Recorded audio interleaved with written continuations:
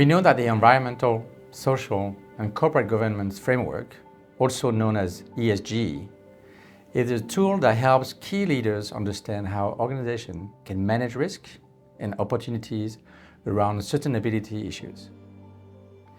What we've seen is that organizations have evolved.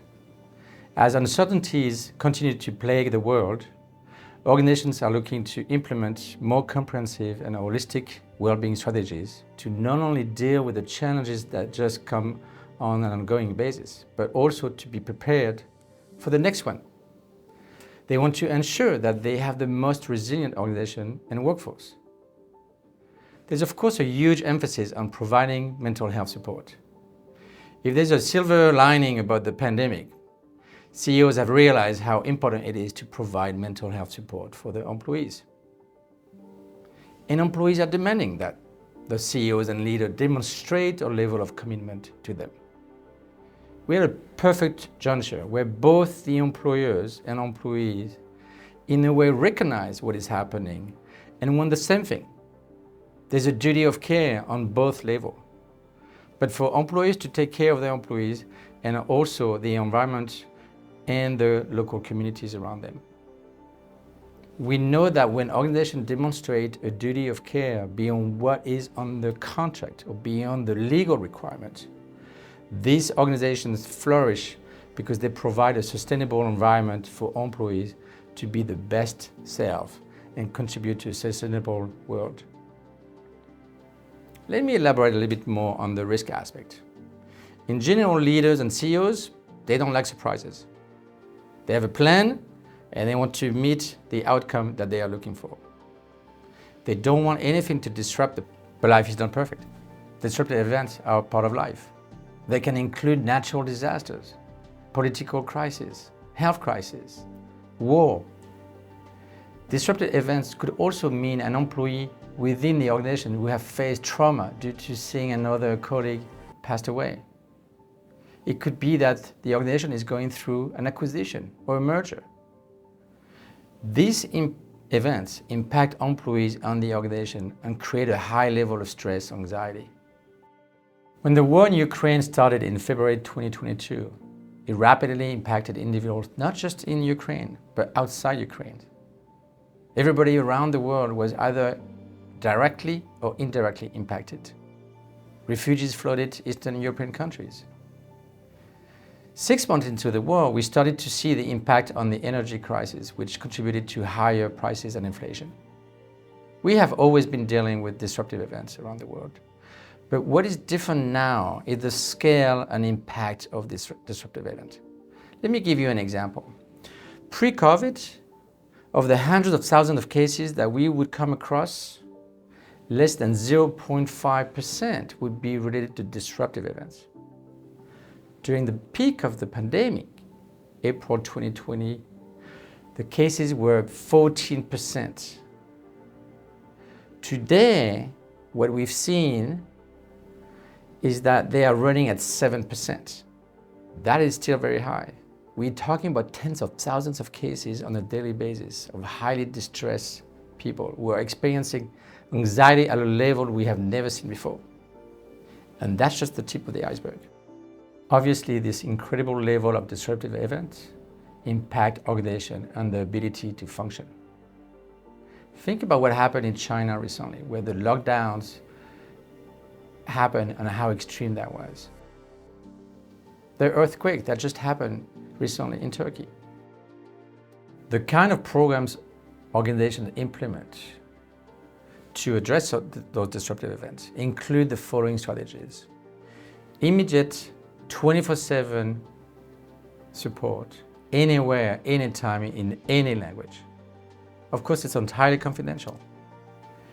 Beyond in-the-moment support that one may expect within 30 seconds, short-term counseling and long-term support can be provided. It needs to work regardless of the demographic of your organization. Last but not least, it can be virtual, but it can also be on-site. We know that social inequalities directly contribute to the health and access to care, which impact well-being. We know that social inequality directly contributes to health and access to care, which impact individual well-being. And so well-being programs have a role to play in filling that gap. We know that the social determinants of health comprise of social, economic, environmental factors. The determinant of health can include factors such as working condition, access to health services, employment, but also race. Organizations know that they can have a direct influence on employees' health by taking into account the demographic of the workforce. For example, individuals from minority backgrounds can face different stressors in the workplace, such as unconscious bias that directly impact their mental health. So more and more organizations are recognizing the direct impact of diversity, equity, and inclusion on mental health, DEI. They are offering DEI training for the management and leadership team. One of the factors of the determinant of health is also the lack of access to practical resources, which influence the well-being outcome. The economic situation in many markets are no doubt creating financial stress that can have a severe impact on well-being. It also affects employee engagement in the workplace.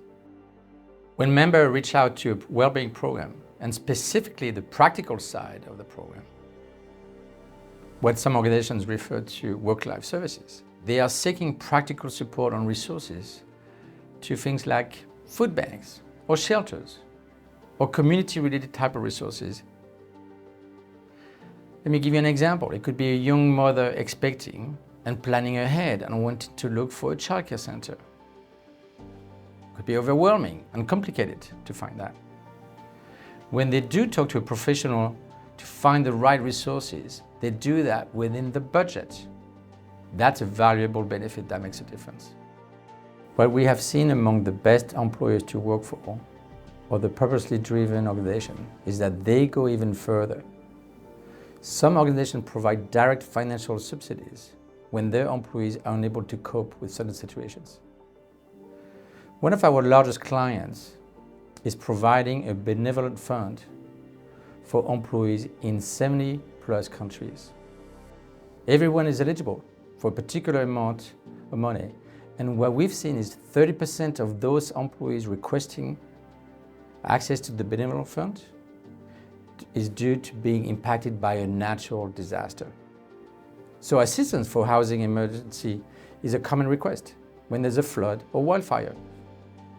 Of those individuals being impacted directly or indirectly by natural disaster, we've seen also that it can lead to eco-anxiety. Climate change impacts individuals from a practical standpoint, but also from an emotional standpoint. While organizations evolve in the ESG framework, they need to focus on providing comprehensive support for the employees that include the emotional, practical, and physical support.